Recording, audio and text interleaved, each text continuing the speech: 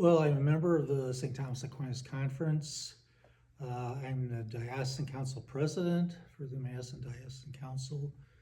I'm a volunteer in various aspects. I have a particular devotion to Vinny's lockers.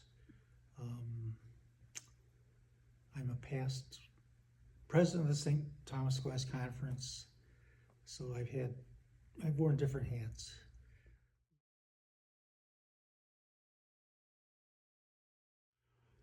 It's very vivid for me, the moment that I came to realize the vision of St. Vincent de Paul. We were having a parish event. We have a St. Thomas Aquinas lecture every week of the feast day of St. Thomas Aquinas, and Ralph Middlecamp came to speak at one of these events. And he spoke about St. Vincent de Paul Society. Of course, like everyone else, I just thought it was thrift stores, but he explained that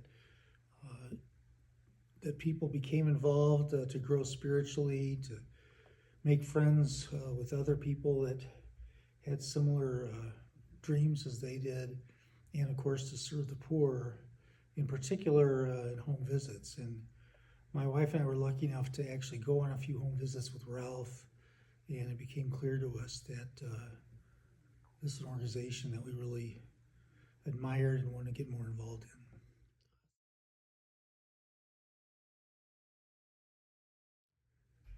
Well, the main reason I stay involved is they're just wonderful people that gravitate towards our society. They're joyful people, they're caring people, they can really empathize with those who are in need, and they're just kind of fun to be with. And over time, unfortunately, some of them pass away, but we get regenerated with new members, and they're always fun to meet and get to know. So I think it's the friendship I've developed with other Vincentians that keeps me coming back.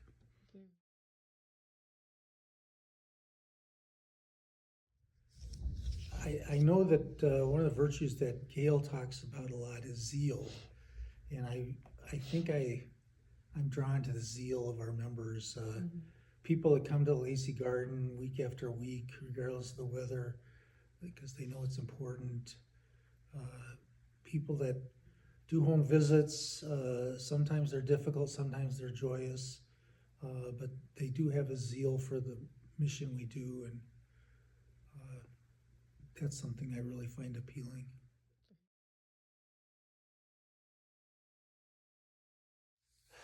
I've had some joyful home visits where I've really seen people that have a deep faith in spite of the difficulties they confront. But there's one moment that really stands out in my mind. It relates to Vinny's lockers. When we started the lockers, we assumed that we would be dealing with adults, but it soon became clear that families experience homelessness, and in particular, sometimes children need to store their belongings. And I remember a time when a family of, I think, 4 people that had been living in their car came to store things with us. And about 9 months later, they came back to the lockers because they found housing and they had belongings that they wanted to recollect, and their children were with them. And it was so much fun for me to watch them open the bins and see teddy bears and other toys that they had forgotten that they had. And it was just like kind of Christmas all over again, and they just were smiling and happy.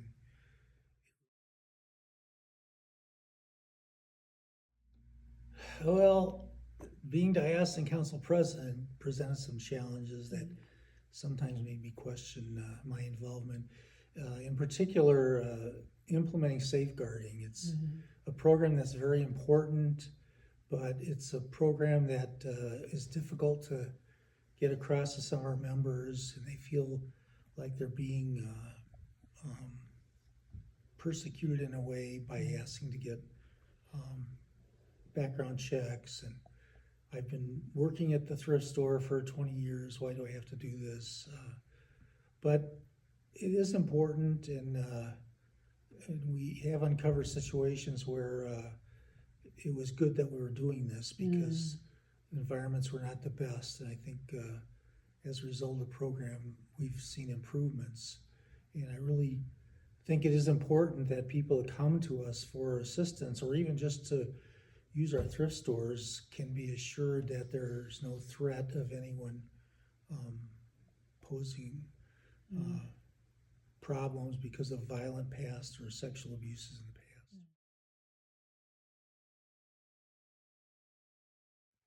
Well, again, I'm really proud to be associated with Vinny's Lockers. I was present on the day that we first opened it. I remember talking with Ralph about this building that came with the property that he purchased for our food pantry and our service center. And there was a clear need in the community for a place where people that were unhoused could store their belongings and not have to literally drag them around with them. So I was there the first time we opened.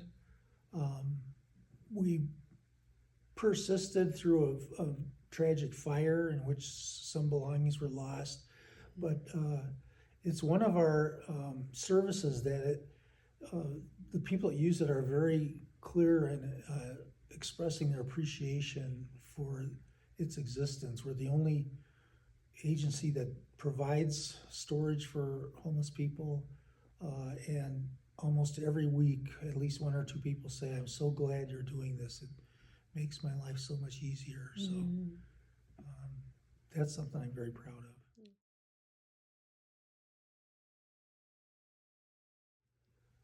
Well, I think like any other home visitor, one thing I've learned is that the dynamic is not what it may appear. Initially, you think that you're the people that with all the assistance that can come to a family and help them overcome problems. But as you meet with families and you listen to their stories and you come to understand the circumstance they live in, it's more that we're learning from them how to overcome obstacles that would just stymie us. We have the tradition of thinking of that we are seeing Christ in those that we serve, but it goes the other way too. Those that we serve view us as the personification of Christ, and that's a really powerful dynamic that almost every home visit comes home to me again, the mutual assistance we give each other.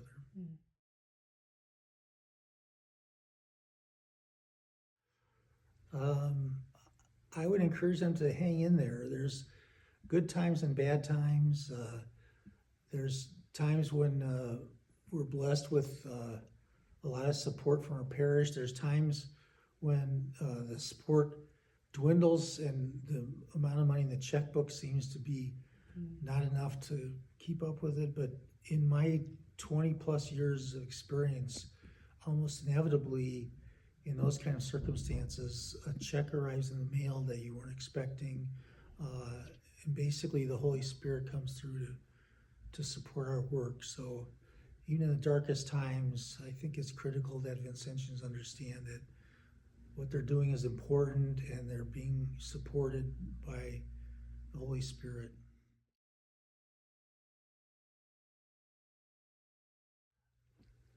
I think the word I would use is exemplary. I think there's many other diocesan councils, other conferences that look up to us, that learn from us. I think we're pioneers in providing new and innovative services.